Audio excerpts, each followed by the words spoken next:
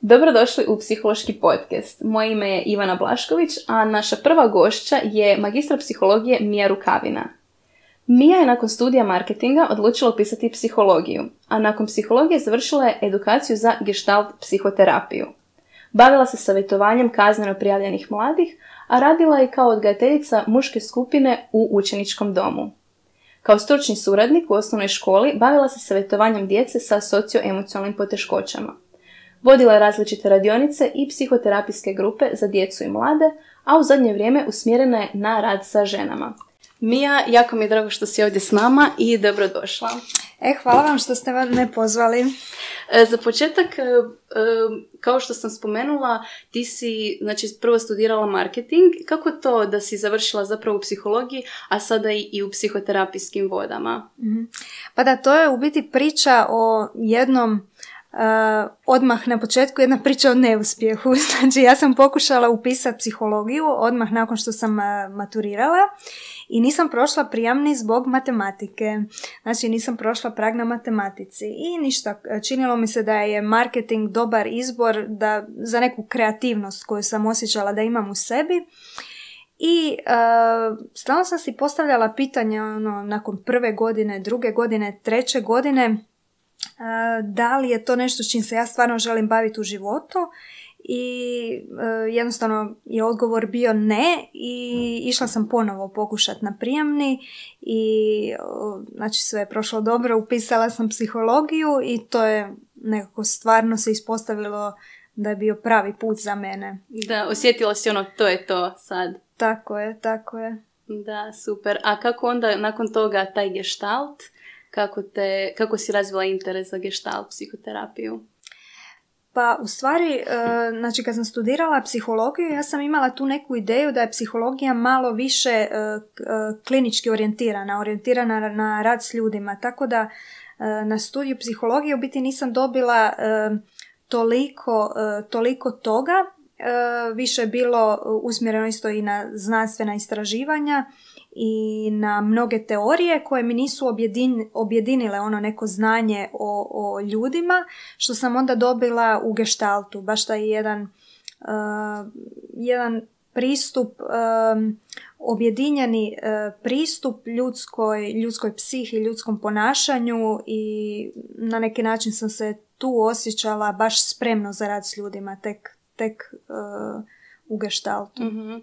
A da to mi se čini, pogotovo naš studij, recimo psihologije u Rijeci, tu si završila, zar ne? Mm-hmm. Je dosta usmjeren isto na istraživanja, u tom smjeru i možda fali tog rada s ljudima. Da. Tu sam osjećala da moram još nadopuniti to znanje. A zašto baš gestalt? Mm-hmm. Zašto baš gestalt? Pa evo, moram priznati da sam se u gestalt nekako od početka kao zaljubila u susretu sa nekim ljudima koji su završili gestalt, i konkretno moja mentorica Tanja Stanić je na mene ostavila odmah taj utjecaj. To je bio u stvari taj neki kontakt i prisutnost koju sam vidjela u tom našem odnosu, koja me odmah privukla, i nekako bi svim isto psiholozima koji možda razmišljaju da žele upisati neki psihoterapijski pravac rekla da odaberu nešto što je komplementarno s njima kao ličnosti. Znači, nek negdje vide u čemu se oni osjećaju ugodno, nek probaju različite pravce, pročitaju. Imamo i Macu ovdje. Da. Znači, rekla bi da je dosta stvar tog da se poklopi terapijski pravac sa ličnošću terapeuta, recimo to tako. Tako je, da. Ja sam odmah na početku vidjela da meni gestalt daje baš ono što mi je trebalo. Mm-hmm. Postoji stvarno više tih nekih više nekih stvari zbog čega mi je gestalt dobro sjeo. Na primjer? Evo, na primjer u gestaltu se jako puno polaže pažnja da se priča o neposrednom iskustvu ovdje i sada. Znači, izbjegava se interpretacija, izbjegava se intelektualizacija. Ja sam na početku, kad sam krenula u cijelu tu priču, naravno, jako puno intelektualizirala, došla sa faksa, neko ti postavi pitanje kako si ili kako ti je to, ja odgovorim pa ja mislim ovo, ja mislim ono. A što bi bila ta intelektualizacija, kako bi to opisala? Pa intelektualizacija u biti jedan otpor od dolaska u kontakt s tim kako nam je nešto emocionalno. Nešto što nam je, recimo gdje bi odgovor bio kako je to tebi, da kažeš meni je to u stvari jako užasno, teško mi je, ne paše mi. Intelektualizacija je odgovor ja mislim da je to jako dobro za mene iz tog i tog razloga. Aha. I to bi znači u gestaltu se interpretiralo tako kao da je to bijeg možda od tog neposrednog iskustva sada i ovdje. Tako je, otpor od tog iskustva da nam u stvari u biti možda nešto ne paše, ali smo si mi intelektualizirali i opravdali smo se zašto bi nam to u stvari bilo dobro za nas. A što bi rekla, to kad si spomenula taj sada i ovdje, što je tako bitno u tome? Pa bitno je upravo to iskustvo i prisutnost, znači da na neki način budemo cjelovito biće i emocionalno i tjelesno i kognitivno sada u ovom trenutku, jer sve što mi mislimo o prošlosti je u biti naša nekakva isto interpretacija kako su stvari bile i budućnost je isto nekakva interpretacija i fantazija kako bi moglo biti, a jedino je to iskustvo u sada i ovdje u stvari neposredno i tu se događa taj cijeli život u biti. Da, to je ono kao život je sada, ne prije ili kasnije, nego imamo samo ovaj trenutak zapravo. Da. A kako je tvoje iskustvo u radu sa ljudima? Kako se njima sviđa gestalt? Kome je gestalt prikladan? Pa iz mog iskustva ljudi dosta budu na početku iznenađeni sa nekim pitanjima koji baš dovode u osvještavanje nekih emocija u tijelu. Naprimjer, kad ih se pita gdje osjećaju tugu, gdje osjećaju sreću, anksioznost, na početku budu jako nepovezani sa tom tjelesnom senzacijom. I onda što više ide taj proces terapijski, jako se puno povežu sa tijelom i jako puno više su onda u kontaktu i sa svojim emocijama i sa svojim tijelom i u odnosu. To je ono isto što kažeš, da nekako postaju cjelovitiji, znači više osjećaju sami sebe, svoje tijelo i na taj način su onda i mogu biti više prisutni. Tako je, i više dobiju onda iz cjelokupnog iskustva koje se događa. Mija, ima li još nešto što te privuklo gestaltu? Pa sviđa mi se kod gestalta jako ta vjera u klijenta i to poštovanje prema klijentu, znači da ga se ne gura u nekom određenom pravcu, nego jednostavno vjera da klijent zna najbolje šta je za njega dobro, samo se treba povratiti u taj neki zdravi, samoregulirajući način življenja kroz tu svjesnost i slušati, na kraju krajeva onda slušati sebe, vratiti klijenta sebi na neko mjesto gdje on stvarno osluškuje svoje potrebe, svoje želje i pomoć mu da nauči neke vještine kako da na zadovoljavajući način ostvari te potrebe i želje, bez naravno da ugrožava ikog drugog. A što bi značilo to samoregulirajući? Što bi bila ta samoregulacija recimo u gestaltu? To bi bio jedan prirodan način ulaska u kontakt sa nekom vlastitom potrebom ili sa nekim dijelom sebe, ili prirodan način stupanja u kontakt sa nekim drugim koji ima tu neku svoju zakonitost i jedan prirodan tijek koji može biti ometen raznim otporima od ulaska u kontakt i u gestalt terapiji se jako radi, puno se radi na tim otporima i toga da jednostavno klijent s vremenom dođe ponovo u stanje te zdrave samoregulacije prirodne. A to bi značilo da recimo evo ja imam nekakvu potrebu koju imam otpor prema toj potrebi i što bi onda terapeut radio s time? Što bi ti radila s time? Ovisi na kojem dijelu tog organizmičkog samoregulirajućeg vala se događa otpor prema toj potrebi. Znači otpor može nastupiti pri samoj senzaciji gdje uopće si organizam ne dozvoljava osjetiti neku senzaciju koja mu sugerira na tu potrebu. Ili se otpor događa kasnije u fazi recimo aktivacije kada se ide prema zadovoljenju te potrebe. Ukoliko se dogodi na tom dijelu otpor, osoba malo posegne prema zadovoljenju te potrebe, ali nakon toga ne dođe do kontakta, ili neke osobe imaju otpor pri kraju zadovoljenja potrebe gdje treba doći do neke krajnje integracije i zadovoljstva sa tim iskustvom koje se dogodilo i otpustiti to. Nekim osobama je recimo teško otpustiti neko iskustvo i samim tim onda ne mogu dobiti to neko krajnje zadovoljstvo iz tog iskustva.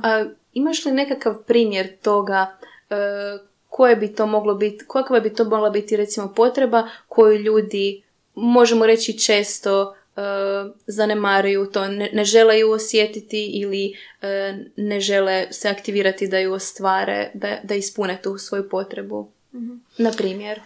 Pa evo, na primjer, to bi mogla biti potreba za nekim ljubavnim odnosom. Postoje razni razlozi zašto si neki ne dozvoljavaju osjetiti takvu vrstu potrebe i onako bježe od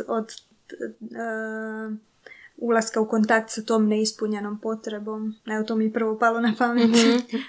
Mija, pitala bi te još čime se ti baviš ovako izvan svoje profesionalne uloge?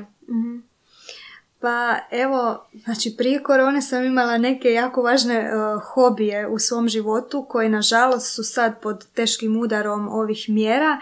To je znači plesala sam tango i da, to mi je bio stvarno jedan predivan način balansa između tog rada sa klijentima koji onako može biti dosta emocionalno i mentalno opterećujući, i onda sam s druge strane imala nešto što mi apsolutno puni energiju instantno.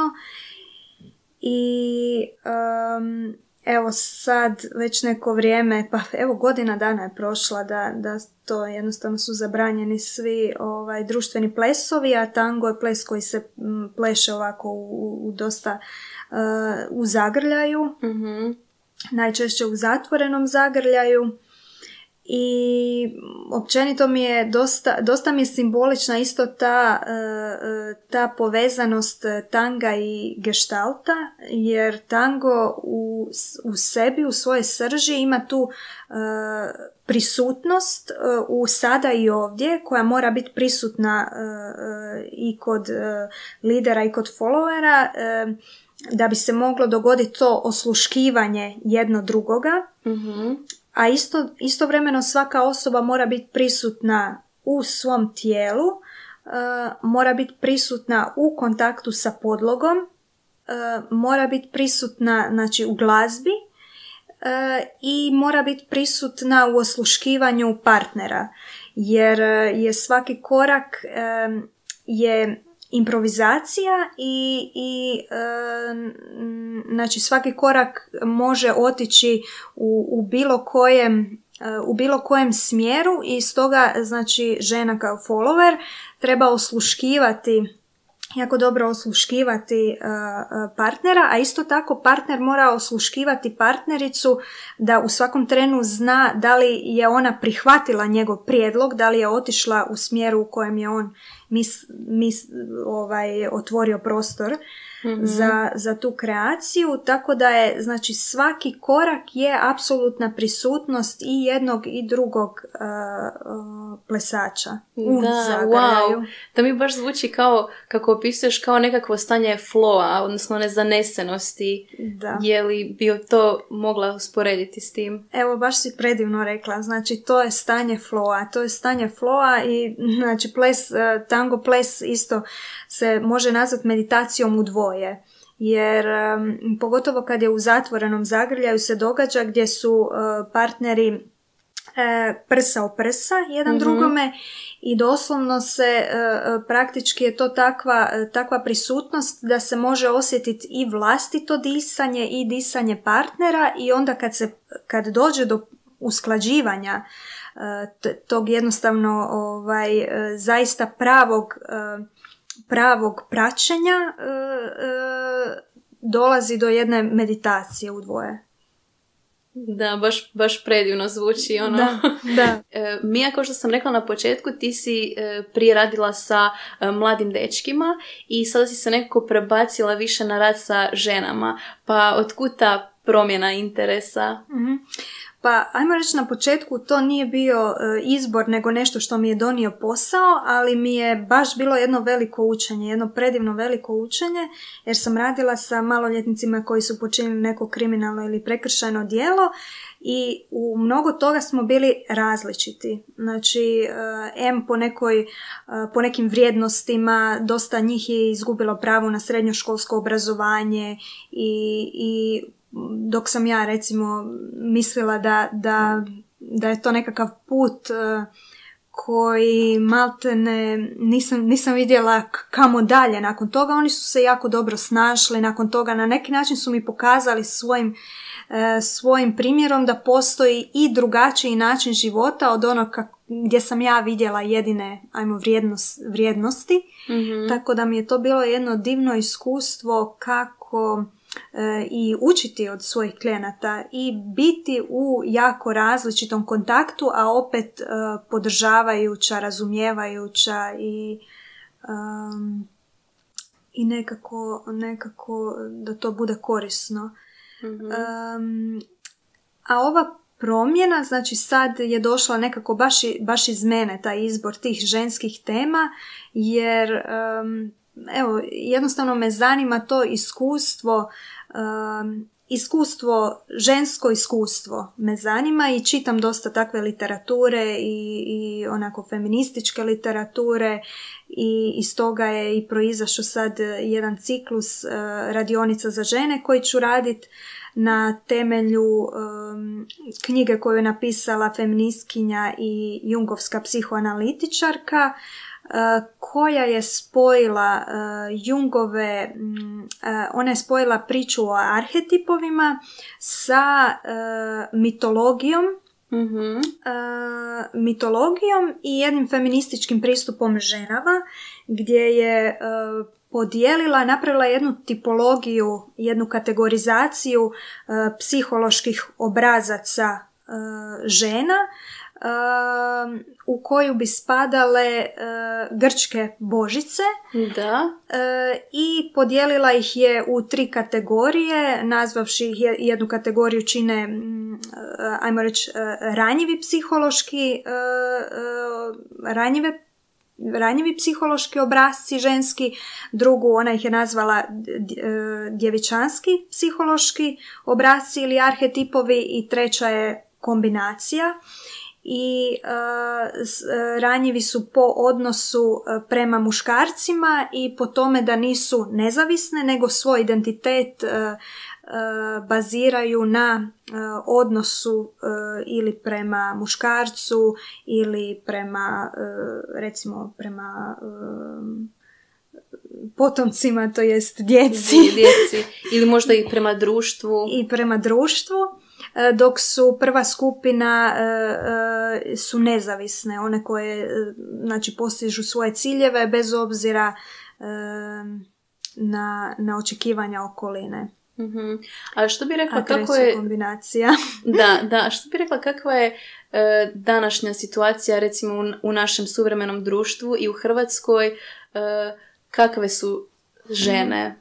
Pa meni je recimo zanimljiva situacija danas sa ženama. Rekla bi kao prvo da ne postoji neko generalizirano iskustvo žene.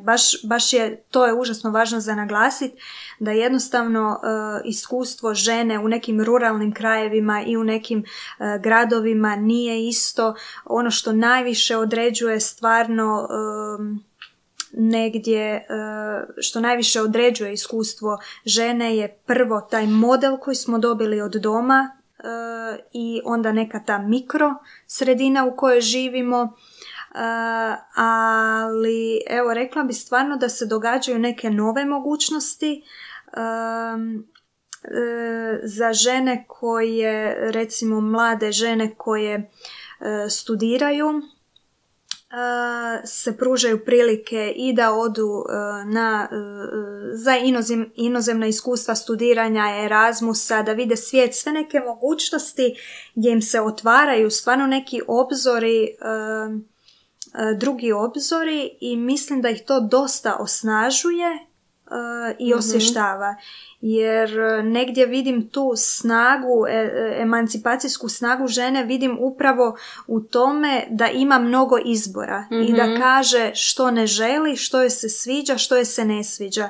A u situaciji, kad ste u nekoj situaciji gdje vam je situacija takva da zaista realno, životno nemate puno izbora, tu je onda jako teško i nekim osnaživanjem iskoraknuti, ali može se i treba u stvari dosegnuti, treba u stvari nekako doći do žena koje možda i ne potraže same pomoć, a u biti su pod opresijom, nasiljem. Pa evo, baš kad si sad spomenula to osnaživanje, pročitala sam neki citat da osnaživanje uvijek mora dolaziti iznutra, ne može nas netko drugi osnažiti, nego mi moramo sami sebe. Pa me zanima kako to izgleda u radu sa ženama, kako se osnažuje. Pa evo upravo to osvještavanje unutarnjih snaga, znači kroz taj terapijski proces se u stvari osoba istražuje sve svoje snage i terapeut je tu prisutan, znači kao jedan svjedok i kao jedan facilitator te promjene koja u stvari se dogodi u ženi, znači u ženi, to jest u klijentu. U biti se pruža jedna podržavajuća okolina da to što žena ima u sebi još više izraste i da te snage i potencijali koje već postoje unutar nje nekako još više dođu do izražaja. A i istražuju se razna ograničenja, zašto, koja je cijena recimo toga što bi ona htjela napraviti, ali boji se. Istražuju se različiti strahovi. Tako da jednostavno baš to osvještavanje pozicije ju na neki način već osnažuje, jer zna sa čim se suočava. U smislu zna gdje je trenutno i onda gdje možda se onda otvore nekakve mogućnosti gdje sad može ići, kako može promijeniti. Tako, na neki način zna gdje je trenutno i šta ju sprečava da napravi možda ovaj korak. To je ta neka cijena slobode koju žene danas za neke stvari trebaju platiti. Ako će biti slobodoumne, ako će biti možda previše asertivne i sad je onda pitanje i odluka na nama koliko mi imamo unutar sebe podrške sami prema sebi i okolinske podrške da učinimo nešto što je u našem interesu, ali neće naići na odobravanja okoline. Da, vidiš, to mi je baš zanimljivo što kažeš, ta cijena. Znači, rekla bih da je cijena to neodobravanje okoline. Što misliš, koliko se to događa danas i možemo li mi, recimo, kao žene biti asertivnije ili bi nam to u tom smislu naškodilo na neki način? Mislim da je još uvijek prisutno, da je još uvijek jako prisutno nekakav stav i očekivanje od žene da sluša muškarce koji su autoritet, koji su na poziciji moći, ali istodobno mislim da se događa promjena. Istodobno mislim da se događa promjena i pogotovo zašto spominjem ta inozemna putovanja, jer postoje zemlje u kojima je taj odnos muškaraca i žena egalitarniji i samo to iskustvo žene vani može napraviti jednu promjenu i ukoliko se vrati onda u ove okolnosti može donijeti tu promjenu ovdje, drugačiji stav. Da. Pa Mija, ti ćeš svako biti dio te promjene, mislim već jesi svojim radom sa ženama, ali imaš i jedan poseban ciklus koji pripremaš, možeš nam nešto više reći o tome? Pa evo, pripremam taj ciklus kreativnih psiholoških radionica za žene koji će biti zasnivat će se na temelju ove knjige o kojoj sam govorila o arhetipovima, gdje ćemo istraživati u jednom ženskom krugu ćemo kroz u stvari metode gestalt psihoterapije i istraživati različite ženske uloge, ulogu majke, ulogu kćeri, ulogu sestre, suparnice, ljubavnice, ulogu, mudre žene. Tako da ćemo kroz te iskustvene vježbice iz geštalta, razne kreativne vježbe od glume, crtanja, glasa, tijela, istraživati kako se mi osjećamo u tim raznim ulogama, kako bi došli do nekakvog u biti razumijevanja što sve nosimo u sebi i iz čega sve na kraju krajeva i možemo crpiti snagu, ali i koje su neke negativne stvari koje nam nosi određena uloga. A koliko često će se održavati te radionice, koliko će to trajati? Radionice će trajati 3 mjeseca, evo taman u ovom proljetnom, ko neko proljetno buđenje. Da. I radionice će biti jednom tjedno po 2 sata. 2 sata tjedno. Odlično. I ja sam bila na jednoj sličnoj tvojoj radionici i stvarno me oduševila i evo preporučam svima da iskuse tako nešto. Možete pronaći link za Facebook event u opisu. Pozivamo sve gledateljice i slušateljice da se prijave na ciklus radionica naše Mije. I Mija, hvala ti puno na ovom gostovanju. Bilo mi jako lijepo razgovarati s tobom i nadam se da se vidimo još kojom prilikom. Hvala što ste me zvali, meni je isto bilo predivno razgovarati s tobom i ti ćeš još isto na neke moje radionice doći i u svakom slučaju vidimo se. Vidimo se.